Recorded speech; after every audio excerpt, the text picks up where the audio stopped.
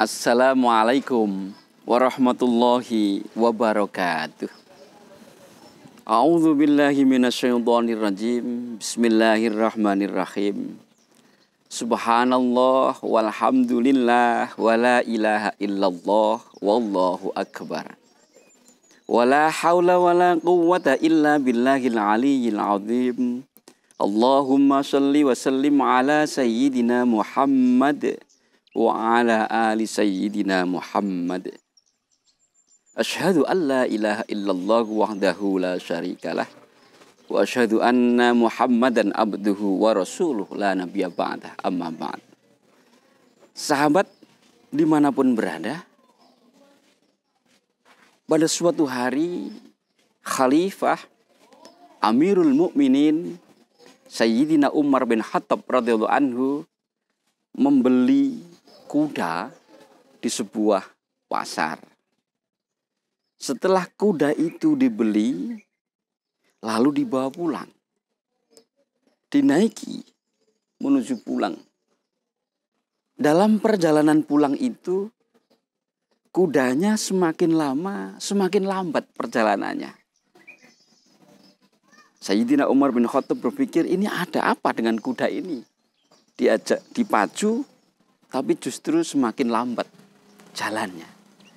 Lalu Khalifah Amirul Mukminin Sayyidina Umar bin Khattab radhiyallahu anhu turun dari kuda, mengecek keadaan kudanya, dan ternyata diketahui ada cacat atau luka di kulit badan dari kuda itu, yang itu menyebabkan kudanya tidak bisa berjalan dengan cepat. Mungkin dia merasa sakit dari luka yang ada di kulit di badannya itu.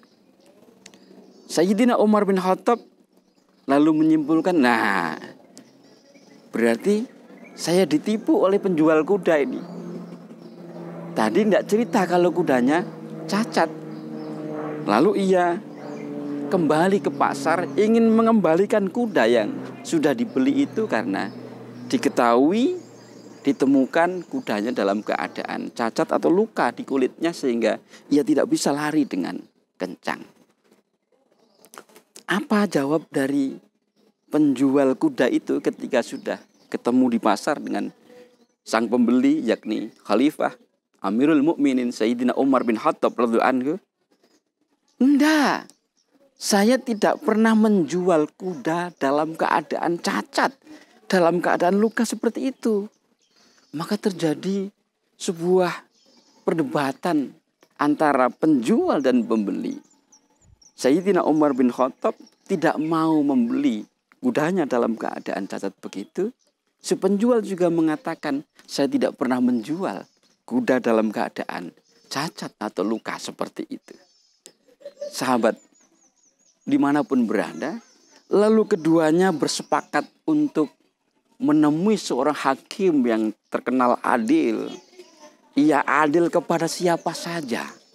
Adil kepada orang kaya, adil pula kepada orang miskin di dalam memutuskan hukum. Bahkan adil kepada kaum muslimin, adil pula kepada orang-orang di luar Islam. Namanya Surai. Lalu keduanya menghadap Surai. Lalu ditanya, apa yang engkau adukan wahai Khalifah Amirul Mukminin? Ini saya membeli kuda, ternyata kudanya cacat. Aku ingin mengembalikan kuda itu. Aku tidak mau menerima kuda itu. Bagaimana? Wahai penjual kuda, apakah engkau menjual kuda dalam keadaan cacat begitu? Enggak. Jawabannya tetap sama, kekeh. Saya tidak pernah menjual kuda dalam keadaan cacat seperti itu. Lalu sang hakim Surai berpikir untuk memutuskan, memberikan keputusan yang adil di dalam masalah ini. Ia kemudian bertanya kepada Sayyidina Umar bin Khattab, wahai Amirul Mukminin, apakah ketika engkau membeli kuda ini, engkau mengetahui bahwa kuda ini dalam keadaan luka atau cacat? Enggak, saya tidak tahu.